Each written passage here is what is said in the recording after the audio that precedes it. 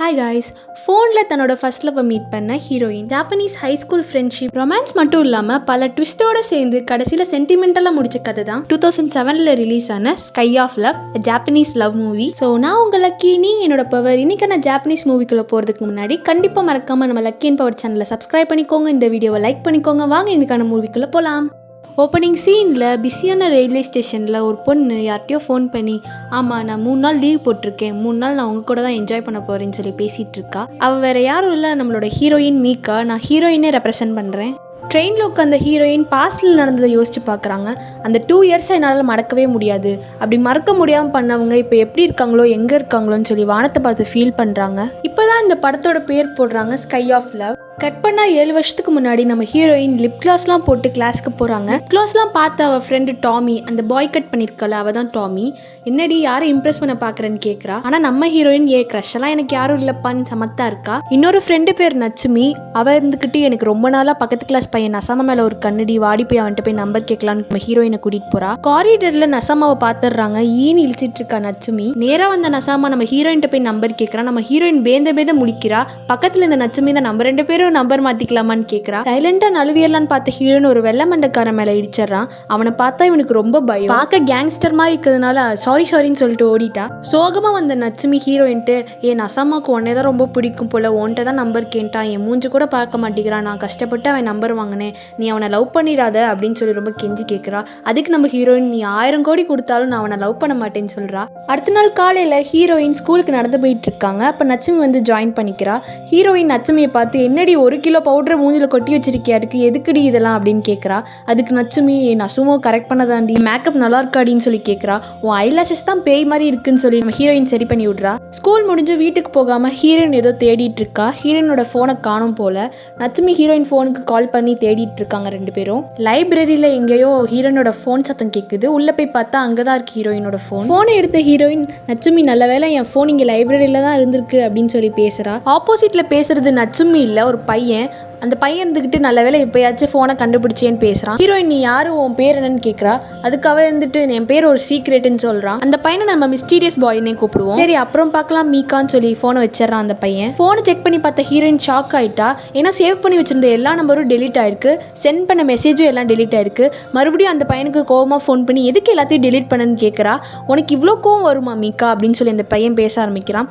உனக்கு முக்கியமானவங்களா இருந்தால் அவங்களே ஃபோன் பண்ண போகிறாங்க, நீ அப்புறம் அவங்க நம்பர் எடுத்து பேசிக்க அப்படின்னு கூலா சொல்றான். அதுக்கு நம்ம ஹீரோயின், யாரா இருக்கும் இப்படி பண்றாங்களேன்னு சொல்லி யோசிச்சுட்டு நல்ல வேலை ஃபோன் ஆச்சு கிடைச்சிட்டேன்னு சொல்லி வீட்டுக்கு போறா. ஹீரோயின் வீட்டில் அப்பா அம்மா அக்கா கூட எல்லாம் சேர்ந்து டின்னர் சாப்பிட்டுட்டு ஹீரோயின் தூங்க போயிட்டாங்க. நல்லா தூங்கிட்டு இருக்கும்போது ஃபோன் அடிக்குது. யாரான்னு ஃபோன் எடுத்து பார்த்தா அந்த மிஸ்டீரியஸ் பாய் தான். கால் பண்ணி, என்ன அதுக்குள்ள தூங்கிட்டியா, நீ தூங்கும் போது உன் குரல் ரொம்ப ஸ்வீட்டா இருக்குன்னு ஃப்ளர்ட் பண்றான். உனக்கு என்னதான் வேணும், என்ன நிம்மதியே தூங்க விடுன்னு சொல்லி கட் பண்ணி சுவிட்ச் ஆப்ல போட்டு நம்ம ஹீரோயின் தூங்க ஆரம்பிச்சிட்டா. அடுத்த நாள் சண்டே காலங்காத்தாலே ஃபோன் பண்ணி, என்ன மீக்கா என்ன பண்ற, எந்திரிச்சிட்டியா அப்படின்னு சொல்லி பேசிட்டு இருக்கான். அதுக்கு நம்ம ஹீரோயினும், என்ன உனக்கு வேற ஃப்ரெண்ட்ஸே இல்லையா, எனக்கே ஃபோன் பண்ணி எதுக்கு தொலை பண்ணிட்டு இருக்க அப்படின்னு சொல்லி பேச. அதுக்கு அவன் இருந்துக்கிட்டு, நம்ம 2 பேரும் ஃப்ரெண்ட்ஸ் தானே இல்லையா அப்படின்னு கேட்குறான்.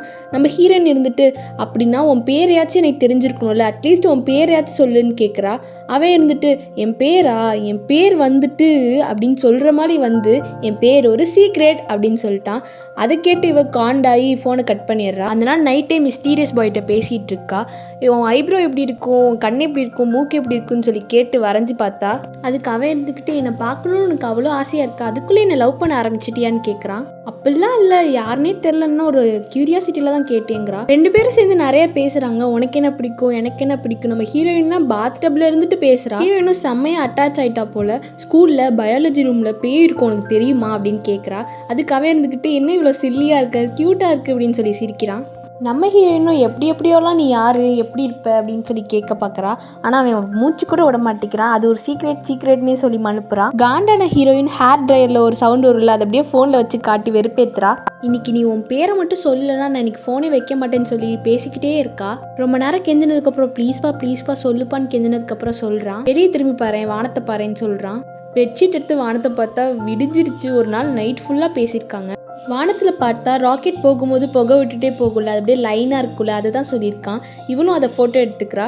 நீயும் ஃபோட்டோ எடுத்துக்கோ, நானும் ஃபோட்டோ எடுத்துக்கிறேன், இந்த ஃபோட்டோவை பார்த்தா நான் யாருன்னு உனக்கு தெரியும்னு சொல்லி அவனும் எடுத்துக்கிறான். ஹீரோயினுக்கு அடுத்த நாள் பர்த்டே போல் சரி 12 மணிக்கு கேக் வெட்டலான்னு ஃபேமிலியாக முடிவு பண்ணதுக்கப்புறம் கேக் கூட வெட்டாமல் அவங்க அப்பாவும் அம்மாவும் சண்டை போட்டுட்டு இருக்காங்க பிஸ்னஸ் விஷயத்தை பற்றி. இதை நினச்சி ஹீரோயின் ரொம்ப கஷ்டப்படுறா. பர்த்டே கூட நம்மளால சந்தோஷமாக இருக்க முடியலன்னு சொல்லிட்டு அவனுக்கு ஃபோன் பண்ணி சோகமாக பேச, அதுக்கு அந்த மிஸ்டீரியஸ் பாய் வந்துட்டு ஹாப்பி பர்த்டே டு யூ அப்படின்னு சொல்லிட்டு விஷ் பண்ணுறான். உன் வாய்ஸ் பாடும்போது கேவலமாக இருக்குன்னு சொல்லி அப்போ தான் சிரிக்கிறா. சரி நாளைக்கு காலையில் 9 o'clock ஸ்விம்மிங் பூல்கிட்ட வந்து நான் அவனை மீட் பண்ண போகிறேன்னு சொல்லி ஷாக்கான விஷயத்த சொல்கிறான்.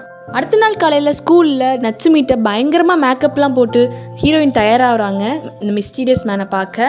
ஸ்விம்மிங் பூல்கிட்ட போய் வெயிட் பண்ணிகிட்டு இருக்கா. அப்போ அங்கே வெள்ளை முடிக்காரன் வரான். அவனை பார்த்து பயந்து அங்கேருந்து ஓட பார்க்குறா.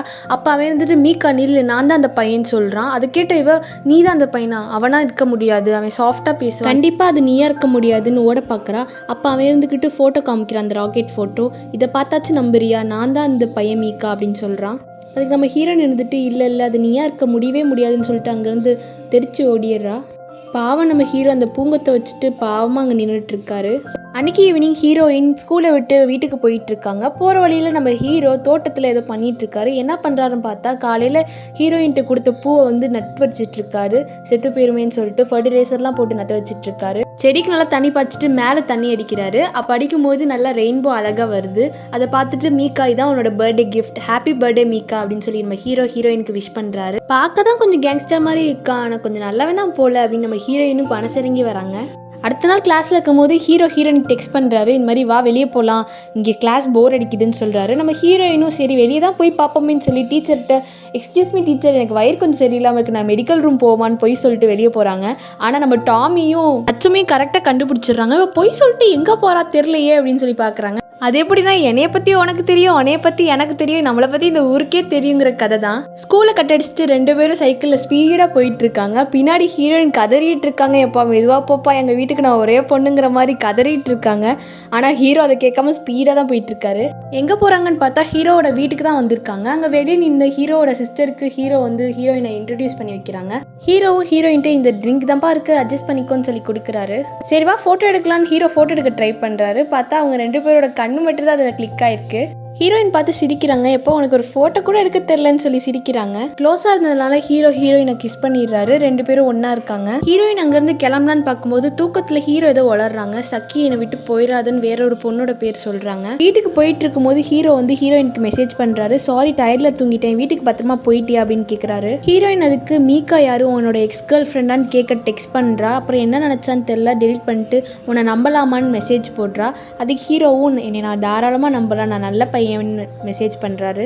அடுத்த நாள் காலையில ஹீரோயின் ஹீரோ கிட்ட பேசிக்கிட்டு பஸ் ஸ்டாப்ல வெயிட் பண்ணிட்டு இருக்காங்க பஸ்ஸுக்காக. அப்ப எங்கிருந்தோ வந்த வேன் ஹீரோயினை கடத்திட்டு போய் வலுக்கட்டாயமா ரேப் பண்ணிடுறாங்க. பக்கத்துல தான் போன் இருக்கு. ஹீரோ போன் அடிச்சுட்டு தான் இருக்காரு. ஆனா ஹீரோயினால எடுக்கவே முடியலப்பா. ஈவினிங் தான் நம்ம ஹீரோயினுக்கு சுயநிலவே வருது. தத்தி தடுமாறி நடந்து வந்துட்டு இருக்காங்க. அப்ப யாரோ ஹீரோயினோட நேம் மீக்கான்னு கூப்பிட்டு கத்திட்டு யாரோ தேடிட்டு வராங்க. யாருன்னு பார்த்தா ஹீரோ தான். ஹீரோ கண்ணில் பார்த்தா நம்மள ஏதோ தப்பா நினைச்சுக்குவாங்களேன்னு சொல்லிட்டு ஒளிஞ்சிக்கிறா. ஹீரோ ஃபோன் அடிச்சுட்டே வந்ததுனால ஃபோன் சத்தம் கேட்டு ஹீரோயின் இருக்கிற இடத்த கண்டுபிடிச்சிடுறாரு. போய் பார்த்தோன்னே என்ன ஆயிடுச்சுன்னு புரிஞ்சிடுச்சு அவருக்கு. கட்டி பிடிச்சி சாரி என்னாலதான் எல்லாமே, நான் கரெக்ட் டைமில் வந்திருக்குன்னு சொல்லி கதறாரு. உன்னை இந்த நிலைமைக்கு ஆக்கணும்னு சும்மாவே விட மாட்டேன்னு ப்ராமிஸ் பண்ணுறாரு. ஹீரோ எப்படி அந்த 3 பேர்த்த கண்டுபிடிச்சி பொலான்னு பொழந்து எடுக்கிறாரு. அப்போ தான் அவங்க ஒரு உண்மையை சொல்கிறாங்க, நாங்கள் ஒன்றும் இது வேணும்னே பண்ணல, சக்கின்னு ஒரு பொண்ணு தான் எங்களை அப்படி பண்ண சொன்னான்னு சொல்கிறான். ஹீரோ வீட்டில் தான் ஹீரோயின் இருக்கா. அவங்க அக்கா தான் ஆறுதல் சொல்லிட்டு இருக்காங்க, எனக்கும் இது சின்ன வயசில் நடந்திருக்கு, நம்ம இதுலேருந்து வெளியே வரணும், இதுலேயே முடங்கிருக்கக்கூடாது, சொசைட்டி நம்மள தான் தப்பு பேசுவோம், ஆனால் நம்ம இதெல்லாம் எதிர்த்து தான் ஆகணும், இனிமேல் தான் நீ ஸ்ட்ராங்காக இருக்கணும்னு சொல்லிட்டு நிறைய அட்வைஸ் பண்ணுறாங்க. ஹீரோ அந்த சக்கியை கூட்டிகிட்டு வந்து ஹீரோயின்ட்ட இவ தான் என்னோட எக்ஸ் கேர்ள் ஃப்ரெண்ட், என்னை பழி வாங்குறதுக்காக உன்னை இப்படி பண்ண சொல்லியிருக்கா பசங்கள்கிட்ட சொல்லி இவளை என்ன பண்ணலாம், எரிச்சிடலாமா, இவளை துண்டாக வெட்டிடலாமா, செம்ம கோவத்தில் நம்ம ஹீரோ பேசிகிட்டு இருக்காரு. ஆனால் நம்ம ஹீரோயின் சிம்பிளாக இவளை என்ன பண்ணாலும் நடந்தது இல்லை அப்படின்னு ஆகாது, ஸோ விட்டுறலாம் அப்படின்னு சொல்கிறாங்க. ஆனால் நம்ம ஹீரோட சிஸ்டர் கரெக்டான பதிலடி கொடுக்குறாங்க. அந்த சிஸ்டர் எடுத்து அவளோட முடியை அக்கக்கா வெட்டி விட்டுறாங்க. ஹீரோயினோட வீட்டில் விட்டுட்டு நாங்கள் பைக்லேருந்து தெரியாமல் கீழே வந்துட்டோம், மன்னிச்சிருங்கன்னு சொல்லி மன்னிப்பு கேட்குறாங்க. ஆனால் அவங்க அப்பா நம்பலை. கதவை மூடிட்டு என்ன ஆச்சுன்னு ஹீரோயின்ட்ட போய் போய் விசாரிக்கிறாரு. ஹீரோயின் வீட்டில் எல்லா விஷயத்தையும் சொல்லிட்டாங்க போல. ஹாஸ்பிட்டலில் ஹீரோயினுக்கு எந்த பிரச்சனையும் இல்லைன்னு செக் பண்ணி டாக்டர் சொல்லிட்டாங்க.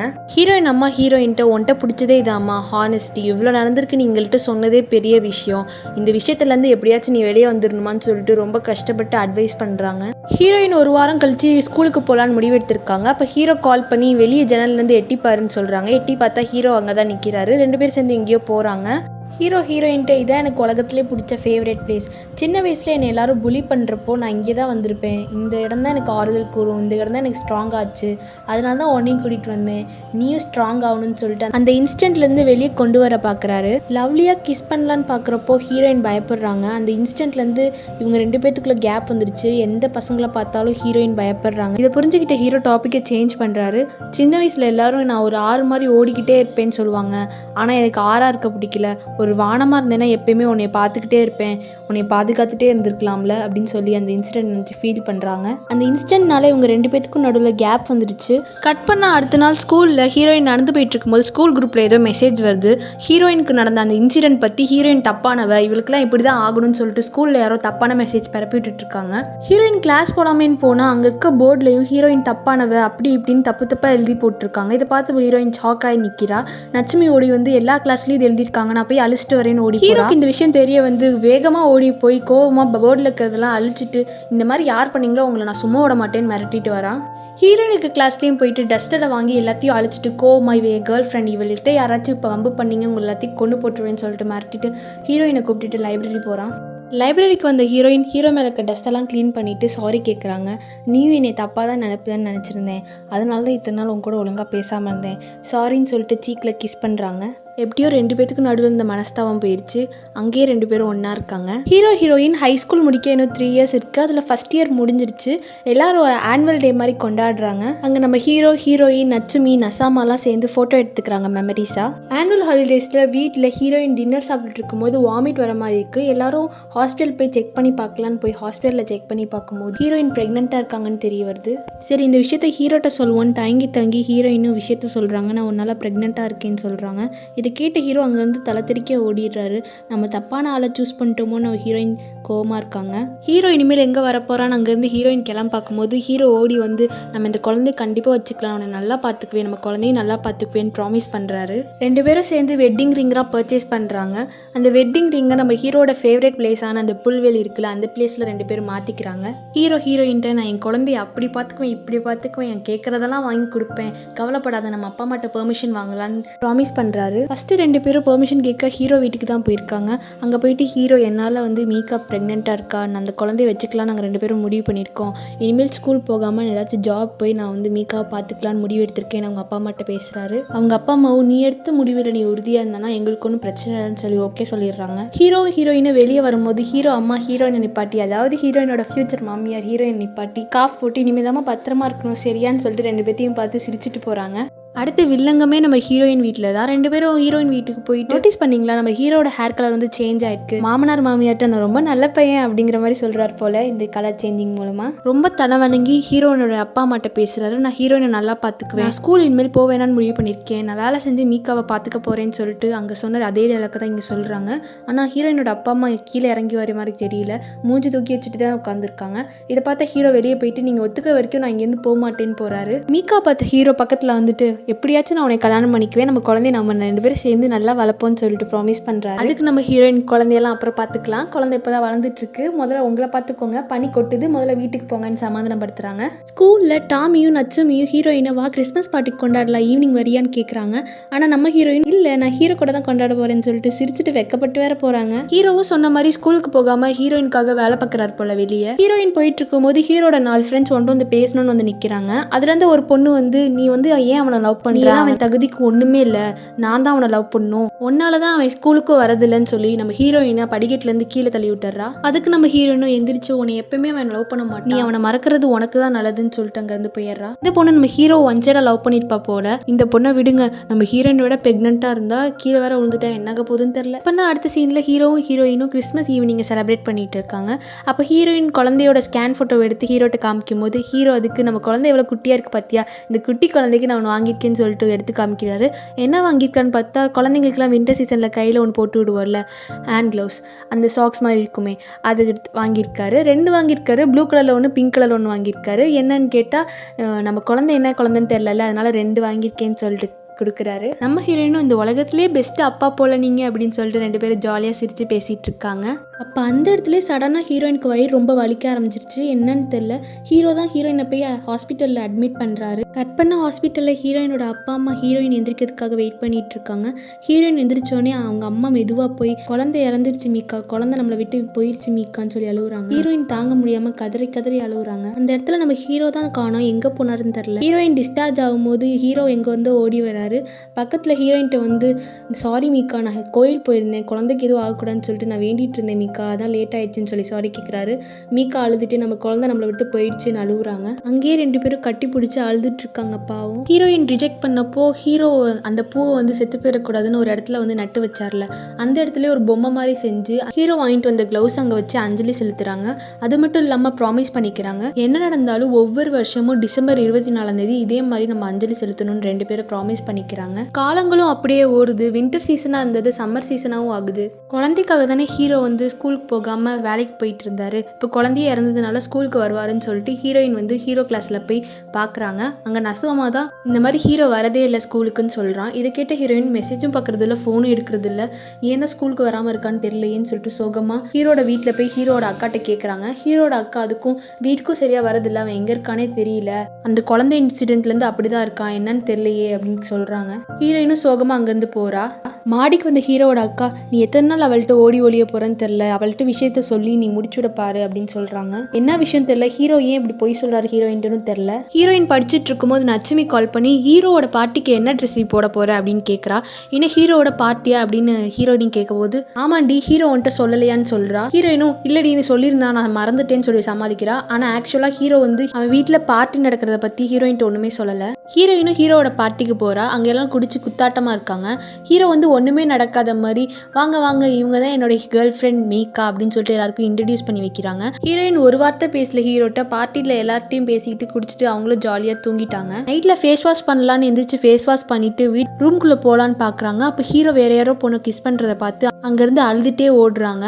இவ ஓடுறத நம்ம ஹீரோவும் ஜன்னல்லேருந்து பார்த்துட்டே இருக்காரு. இதில் என்ன உள்கூத்து இருக்குன்னு தெரில. அடுத்த நாள் ஹீரோயினை ஸ்கூலில் பார்த்த ஹீரோ, எனக்கு உன்னை சுத்தமாக பிடிக்கல, எனக்கு மற்ற பொண்ணுங்களெல்லாம் பிடிச்சிருக்கு, நீ ஒரு கெட்ட பொண்ணு, உன்னை நம்பலாமான்னு கூட எனக்கு தெரியல அப்படி இப்படின்னு என்னென்னமோ பேசிடுறாரு. ஹீரோயினும் கோவத்தில் அந்த வெட்டிங் ரிங்கை கழட்டி தூக்கி எறிஞ்சிட்டு கிளாஸில் போய் உட்காந்துருக்காங்க. கிளாஸில் என்ன யோசிச்சாங்கன்னு தெரில. மறுபடியும் ஃபோன் எடுத்து, நம்ம 2 பேரும் உன்னோட ஃபேவரட் பிளேஸில் இன்றைக்கி பேசி ஆகணும், நீ வர வரைக்கும் நான் அங்கே தான் இருப்பேன் அப்படின்னு மெசேஜை போட்டு விட்டுறாங்க ஹீரோக்கு. ஹீரோயினும் அந்த ஆத்தங்கரையில் ரொம்ப நேரமாக வெயிட் பண்ணிட்டு இருக்காங்க. ரொம்ப நேரம் கழிச்சு தான் ஹீரோ வராரு. வந்தோடனே எனக்கு உன்னை சுத்தமாக பிடிக்கல, நம்ம 2 பேத்துக்கும் செட் ஆகாது, எனக்கு வேறு பொண்ணுங்களை தான் பிடிச்சிருக்கு, நீ தப்பான பொண்ணு அப்படி இப்படின்னு என்னமோ பேசி இந்த ரிங்கையாச்சும் என் ஞாபகமாக வச்சுக்கோன்னு சொல்லிட்டு தூக்கி எறிஞ்சிட்டு அங்கேருந்து போயிடுறாரு. ஹீரோயின் பின்னாடியே ஓடுறாங்க. நம்ம 10 நிமிஷம் நீங்கள் உட்காந்து பேசலாம் வான்னு ரொம்ப கெஞ்சுறாங்க. ஆனால் ஹீரோ கண்டுக்காமல் போயிடுறாரு. ஹீரோயினும் வானத்தை பார்த்து, இந்த வானம் போல் எப்போயுமே என் கூட இருந்து என்னை எப்பயும் பாதுகாப்பேன்னு சொன்னால், ஆனால் இப்போ பாதியிலே போயிட்டானேன்னு ரொம்ப ஃபீல் பண்ணுறாங்க. லைப்ரரியில் ஃபஸ்ட் டைம் இவங்க 2 பேரும் ஃபோன் மூலமா பேசிக்கிட்டாங்களே, அந்த இடத்துக்குலாம் போய் ரொம்ப ஃபீல் பண்ணுறாங்க. ஹீரோயின் ஹை ஸ்கூல் முடிக்க 3 இயர்ஸ் இருக்குல்ல, ஃபஸ்ட் இயர் ஏற்கனவே முடிஞ்சிருச்சு, இப்போ செகண்ட் இயரும் முடிஞ்சிருச்சு. அதுக்கான செலிப்ரேஷன் பண்ணிட்டு இருக்கும்போது ஹீரோயின் எய்த்தாப்பில் தான் நடந்து வந்துட்டு இருக்காங்க. ஆனால் ஹீரோ யாரோ மாதிரி கடந்து போயிட்டாரு. ஹீரோயினும் இந்த இன்சிடென்ட்க்கு அப்புறம் வீட்டுக்கு போய் ட்ராயரில் ரிங்கு கழட்டி வச்சு, என் ஃபர்ஸ்ட் லவ் அவ்வளோதான், இதோட ஓவர், அவனே மூவ் ஆன் ஆகிட்டான், நாயே மூவ் ஆன் ஆகக்கூடாதுன்னு சொல்லிட்டு நம்ம ஹீரோவை மறந்துடுறாங்க. இப்படியே லாஸ்ட் இயரும் ஓடி டிசம்பர் 24 வந்துருச்சு. கிறிஸ்மஸை கொண்டாட ஹீரோயின் ஃப்ரெண்ட்ஸ் எல்லாம் சேர்ந்து ஒரு பார்ட்டி கொண்டாடுறாங்க. அந்த இடத்துல யூன்னு ஒரு பையன் இன்ட்ரடியூஸ் ஆகிக்கிறான். அங்கேயும் ஹீரோயின் சோகமாக தான் இருக்காங்க. அதை பார்த்து அந்த யூங்கிற பையன், ஹாய் என் பேர் யூ, நான் நட்சுமியோட ஃப்ரெண்டு, உங்களை பார்த்ததே இல்லையா, உங்கள் பேர் என்னன்னு சொல்லி இன்ட்ரடியூஸ் ஆகி ரொம்ப பேச ஆரம்பிக்கிறான். நீங்கள் இவ்வளோ சோகமாக இருக்கீங்க, உங்கள் எக்ஸாலையா அப்படின்னு சொல்லி டேரெக்டாகவே கேட்டுடுறான். நம்ம ஹீரோயின் ஒழுங்காகவே பதில் சொல்ல மாட்டேங்கிறாங்க. பேசிகிட்டே இருந்தவங்க டைம் பார்க்குறாங்க. ஐயோ டைம் ஆயிடுச்சேன்னு சொல்லிட்டு ஒரு இடத்துக்கு போகிறாங்க. எந்த இடம்னு பார்த்தா அந்த குழந்தைக்கு ஒவ்வொரு வருஷமும் அஞ்சலி செலுத்தலான்னு 2 பேரும் ப்ராமிஸ் பண்ணாங்களா, அந்த இடத்துக்கு தான் போகிறாங்க. அங்கே போய் பார்த்தா ஏற்கனவே இந்த ஸ்னோ பொம்மையெல்லாம் செஞ்சு ஹேண்ட் க்ளவுஸ்லாம் வச்சு ஹீரோ வந்து அஞ்சலி செலுத்திட்டு போயிருப்பார் போல். ஹீரோ இங்கே தான் இருப்பாருன்னு சொல்லிட்டு ஓடி போய் தேடுறாங்க. அங்கே யாரோ நிற்கிற மாதிரி இருக்கேன்னு சொல்லி பார்க்கும்போது அது வேறு யாரும் இல்லை, நம்ம யூ தான். ஹீரோ அங்கே இல்லை. கிறிஸ்மஸ் பார்ட்டியில் பார்த்தோம்ல அந்த பையன் தான், சாரிங்க உங்களை ஃபாலோ பண்ணிட்டு வந்ததுக்கு, ஸ்னோ வேறு ரொம்ப பெஞ்சிச்சா, நீங்கள் வேறு நடந்து போயிட்டு இருந்தீங்க, அதனால தான் உங்களை காரில் கூட்டிகிட்டு போகலான்னு வந்தேன் அப்படின்னு சொல்லிட்டு காரில் உட்கார வைக்கிறாங்க. ஹீரோயினும் ஹீரோவை நினச்சி அந்த குழந்தைய நினச்சி கார்லேயே உட்காந்து அழுகுறாங்க. ஒரு வார்த்தை கேட்கல. நட்சுமி ஹீரோயினோட கதையை பற்றி சொல்லியிருப்பாங்க போல். அப்படியே காலங்களும் ஓடுது. ஹீரோயினோட ஹை ஸ்கூல் லாஸ்ட் இயரும் முடிய போகுது. அப்போ நட்சுமி கிட்ட ஹீரோயின் பேசிகிட்டு இருக்காங்க. இனிமேல் நம்ம ஸ்கூலில் படித்தவங்களாம் எங்கெங்கேயோ போயிடுவாங்கள்ல ஜாப் தேடி, யாருமே கடைசி வரைக்கும் இருக்க மாட்டாங்களா நம்ம கூடன்னு சொல்லி வானத்தை பார்த்து ஹீரோவை நினச்சி ஃபீல் பண்ணுறாங்க. காலங்கள் ஓடுது. ஹீரோயின் அந்த பையிலேயே லவ் பண்ண ஆரம்பிச்சிட்டாங்க. ஹீரோயினோட வாய்ஸ் ஓவரில் என்ன தான் நான் லவ் பண்ணாலும் எனக்கு ஒவ்வொரு விஷயமும் எனக்கு அவனை தான் ஞாபகப்படுத்துன்னு நம்ம ஹீரோவை நினச்சி பார்க்குறாங்க. நினச்சி மட்டும் பார்க்காம ஹீரோ எப்பயும் என் கூடயே இருக்க மாதிரி ஃபீல் ஆகுதுன்னு இந்த லைப்ரரியை சுற்றி பார்க்குறாங்க. இந்த சீனை ஞாபகம் வச்சுக்கோங்க. கட் பண்ண அடுத்த சீனில் பீச்சில் உட்காந்துருக்கும் போது ஹீரோயினுக்கு பொக்கே கொடுத்து நம்ம லவ் பண்ணி 100 days ஆச்சுன்னு சொல்லிட்டு அந்த டேவை செலிப்ரேட் பண்ணுறாங்க. நம்ம ஹீரோயினும் கொஞ்சம் சந்தோஷமாக இருக்க மாதிரி தான் இருக்குது. கட் பண்ண அடுத்த சீனில் ஹீரோயினும் ஹீரோயினோட வீட்டுக்கு போய் மேரேஜ் பற்றி பெர்மிஷன் கேட்பாங்களான்னு போயிருக்காங்க. அங்கே போய் பார்த்தா ஹீரோயினோட அப்பா அம்மா 2 பேரும் சண்டை போட்டுட்ருக்காங்க. ஏற்கனவே ஒரு தாட்டி ஹீரோயின் பர்த்டே அப்போது பிஸ்னஸ் பற்றி சண்டை வந்துச்சுல, அது இப்போ டிவோர்ஸில் நிற்கிது. ஹீரோயின் அந்த கிழிஞ்சு போன ஃபோட்டோலாம் பார்த்து அழுதுட்ருக்காங்க. 2 பேரும் சண்டை போட்டு ஃபேமிலி ஃபோட்டோஸ்லாம் கிழிச்சு வச்சுருக்காங்க. இந்த கிழிஞ்சு போன ஃபோட்டோலாம் எடுத்து செலோடேப்லாம் போட்டு கஷ்டப்பட்டு ஒட்டுறாரு. ஒட்டி வச்சுட்டு இப்போ எப்படி இந்த செலோடேப்லாம் போட்டு இந்த ஃபோட்டோலாம் ஒட்டினேனோ அந்த மாதிரி உங்கள் அப்பா அம்மாவோட ரிலேஷன்ஷிப்பும் கண்டிப்பாக சரியாயிரும். நீ ரொம்ப கஷ்டப்படாத, அவங்க இத்தனை வருஷம் வாழ்ந்துருக்காங்க, அவங்களுக்கு தெரியாதா, அவங்க பார்த்துக்குவாங்க அப்படின்னு நம்ம ஹீரோயினை சமாதானப்படுத்துகிறாங்க. ஹீரோயினும் வீட்டில் இருக்கிறதுனால 2 பேரும் சண்டையை அப்போதைக்கு நிறுத்தி வச்சுட்டு இருக்காங்க. ஆனால் 2 பேருமே ஒவ்வொரு திசை பக்கம் உட்காந்துக்கிட்டு மூஞ்சி திருப்பி வச்சுட்டு தான் இருக்காங்க. அப்போ பேச ஆரம்பிச்சிடாரு. நான் தான் உங்கள் பொண்ணோட பாய் ஃப்ரெண்ட், உங்கள் பொண்ணை நான் கல்யாணம் பண்ணிக்கணும்னு ஆசைப்பட்றேன். நான் இந்த மாதிரி நல்ல ஒரு வேலையில் இருக்கேன், உங்கள் பொண்ணை நான் நல்லா பார்த்துக்குவேன், உங்கள் பொண்ணை என்னை நம்பி கொடுங்க அப்படின்னு சொல்லிட்டு, நீங்கள் தான் எங்களுக்கு முன் உதாரணமாக இருக்கணும், நீங்களே முன்னாடி சண்டை போட்டால் நாங்கள் என்ன பண்ணுறது, ஹீரோயின் ரொம்ப கஷ்டப்படுறா, நீங்கள் ஹீரோயின்காக வச்சு நீங்கள் 2 பேரும் ஒன்று சேரணும், இந்த ஒட்டின ஃபோட்டோஸ்லாம் பார்த்தாச்சு நீங்கள் ஒன்று சேருவீங்கன்னு சொல்லி அந்த ஒட்டின ஃபோட்டோஸ்லாம் அவங்கள்ட்டே கொடுத்துட்டு 2 பேரும் வெளியே வெயிட் பண்ணுறாங்க. அந்த ஃபோட்டோஸ்லாம் பார்த்து இவ்வளோ ஹாப்பியான மொமெண்ட்ஸ் எல்லாம் கிழிச்சு வச்சுட்டோமே, இனிமேல் பிரிஞ்சு என்ன பண்ண போகிறோன்னு 2 பேரும் ஒன்று சேர்ந்துடுறாங்க. அதை வெளியிலேருந்து பார்த்து ஹீரோயின் கட்டி பிடிச்சி தேங்க்யூன்னு சொல்லிட்டு தேங்க் பண்ணுறாங்க. காலங்களும் ஓடுது. அப்படியே அந்த December 24 வருது. அந்த குழந்தைக்கு அஞ்சலி செலுத்துகிற நாள். நம்ம ஹீரோயினை தான் அந்த இடத்துல ட்ராப் பண்ணுறாரு. ஹீரோயின் போய் அஞ்சலி செலுத்தலான்னு பார்க்கும்போது அங்கே ஏற்கனவே யாரோ உட்காந்து அஞ்சலி செலுத்திட்டு இருக்காங்க. யாருன்னு பார்த்தா நம்ம ஹீரோ தான். ஹேட்டை போட்டிருக்காரு. ஹீரோயினை பார்த்து எப்படி இருக்க மீக்கா, நல்லா இருக்கேன்னு கேட்குறாரு. உனக்கு இந்த ஹேட் சூட்டே ஆகலை, உனக்கு நல்லாவே இல்லைன்னு சொல்லிட்டு நம்ம ஹீரோயின் போய் அஞ்சலி செலுத்த ஆரம்பிக்கிறாங்க. பின்னாடி திரும்பி பார்க்கும்போது நம்ம ஹீரோவை காணோம், அங்கேருந்து போயிட்டாரு. என்ன நினச்சாங்கன்னு தெரில. மறுபடியும் ஹீரோ தேடி ஓடி போகிறாங்க. ஓடி போகும்போது அங்கே 2 வழி பிரியுது. ஒரு வழிக்கு போனால் ஹீரோட்ட போகலாம், இன்னொரு வழிக்கு போனால் யூட்ட போகலாம். சின்ன வழியை பற்றி யோசித்து பார்க்குறாங்க. நம்ம ஃபேமிலி நல்லா இருக்கணும்னு சொல்லிட்டு ஃபோட்டோலாம் கஷ்டப்பட்டு ஒட்டி நம்ம ஃபேமிலியை சமாதானப்படுத்துகிற எங்கே, நம்மளை வேணான்னு சொல்லி தூக்கி போட்ட ஹீரோ எங்கன்னு சொல்லிட்டு நம்ம தான் நம்ம ஹீரோயின் செலக்ட் பண்ணுறாங்க. ஹீரோயினோட லாஸ்ட் இயரும் முடிஞ்சிருச்சு. போர்டில் ஏதாச்சும் எழுதலாமேன்னு சொல்லிட்டு, நீங்கள் எப்போயாச்சும் ஹாப்பியாக இருந்திருக்கீங்களான்னு பொதுவாக ஒரு கொஷின் க்ரீன் போர்டில் எழுதி வச்சுருக்கா. இந்த சீனை ஞாபகம் வச்சுக்கோங்க. எழுதி வச்சுட்டு நேராக கிராஜுவேஷன் ஹாலுக்கு தான் போகிறா. அங்கேயும் நம்ம ஹீரோ தான் தேடுறா. ஹீரோ அங்கே வரல. கட் பண்ணால் ஹீரோயின் ஒரு கொஷின் கேட்டாங்களே க்ரீன் போர்டில், அதுக்கு ஏதாச்சும் ரிப்ளை வந்திருக்கான்னு போய் செக் பண்ணுறாங்க. யாரோ ரிப்ளை பண்ணியிருக்காங்க. என்ன கேட்டாங்க, நீங்கள் எப்போயாச்சும் ஹாப்பியாக இருந்திருக்கீங்களான்னு கேட்டாங்களா. அதுக்கு ரிப்ளையாக, நான் ஒரு காலத்தில் ஹாப்பியாக இருந்தேன், இந்த உலகத்துலேயே நான் மட்டும் தான் அவ்வளோ ஹாப்பியாக இருந்திருப்பேன்னு ஒரு ரிப்ளை வந்திருக்கு. அப்படியே அடுத்து ஹீரோயின் காலேஜும் படிக்கிறாங்க. காலேஜ் ஃப்ரெண்ட்ஸு, யூவோட லவ்னு ஹீரோயின் லைஃப் நல்லா தான் இருக்குது. நம்ம ஹீரோ தான் என்ன ஆனாருன்னு தெரில. காலங்களும் அப்படியே ஓடுது. அந்த குழந்தைக்கு அஞ்சலி செலுத்துகிற நாளும் வருது. நம்ம தான் ஹீரோயின் அந்த இடத்துல ட்ராப் பண்ணுறாரு. ட்ராப் பண்ணிவிட்டு ஹேட்டை கிஃப்டாக கொடுக்குறாரு ஹீரோயினுக்கு. ஹேட்குள்ளே என்னமோ இருக்கேன்னு சொல்லிட்டு ஹீரோயின் பார்க்கும்போது ரிங் இருக்குது. நம்ம ஹீரோயின் அஃபிஷியலாக ப்ரப்போஸ் பண்ணுறாரு. நம்ம ஹீரோயினும் மனப்பூர்வமாக அந்த ரிங்கை அக்செப்ட் பண்ணி நம்ம கல்யாணம் பண்ணிக்கலான்னு முடிவெடுக்கிறாங்க. தயங்கிட்டே நானும் அந்த பிளேஸ்க்கு வரவா அஞ்சலி செலுத்தன்னு கேட்குறாங்க. அதுக்கு ஹீரோயின், இல்லை நான் மட்டும் போயிட்டு வரேனே ப்ளீஸ்ன்னு கேட்குறாங்க. அதுக்கு இல்லை மறுபடியும் நீ ஹீரோ பார்த்து ஏதாச்சும் ஆயிடுச்சுன்னா நான் என்ன பண்ணுவேன்னு கேட்குறாங்க. நம்ம ஹீரோயின் இங்கே பாருங்கள், நீங்கள் கொடுத்த ரிங் என் கையில் இருக்குது, நான் இது என்னோட ப்ராமிஸ், எப்பயுமே நான் உங்களுக்கு தான், நான் உங்களை கண்டிப்பாக கல்யாணம் பண்ணிக்குவேன், நீங்கள் அதை பற்றி ஒன்றும் கவலைப்படாதீங்கன்னு சொல்லிட்டு அங்கே போகிறாங்க. ஹீரோயின் அங்கே போகிறப்போ யாரோ அஞ்சலி செலுத்திட்டு இருக்காங்க. நம்ம ஹீரோவாக தான் இருக்குன்னு சொல்லிட்டு ஹீரோயின் வெயிட் பண்ணுறாங்க. பின்னாடி திரும்பி பார்க்கும்போது தான் தெரியுது அது நம்ம ஹீரோவே இல்லை, நசாமா. ஹீரோவோட ஃப்ரெண்டு ஹீரோயின் நசமாவை பார்த்து ஒரு நாள் கூட வருஷத்தில் ஒரு குழந்தைக்காக அவனால் அஞ்சலி செலுத்த வர முடியாதா அப்படின்னு அவன் அவ்வளோ பிஸியான்னு நம்ம ஹீரோயின் கேட்குறாங்க. நம்ம நசமா வந்துட்டு இந்த வருஷம் மட்டும் இல்லை, இன்னும் 100 வருஷம் ஆனாலும் அவனால் வர முடியாது. அவன் பாட்டுக்கு 100 சாக்ஸ் எனக்கு கொடுத்துருக்கான். ஒவ்வொரு வருஷமும் நீ போய் அஞ்சலி செலுத்திட்டு வரணும்னு கொடுத்துருக்கான். எப்படி என்னால் 100 வருஷம் வாழ முடியும்னு நினச்சான்னு தான் தெரில.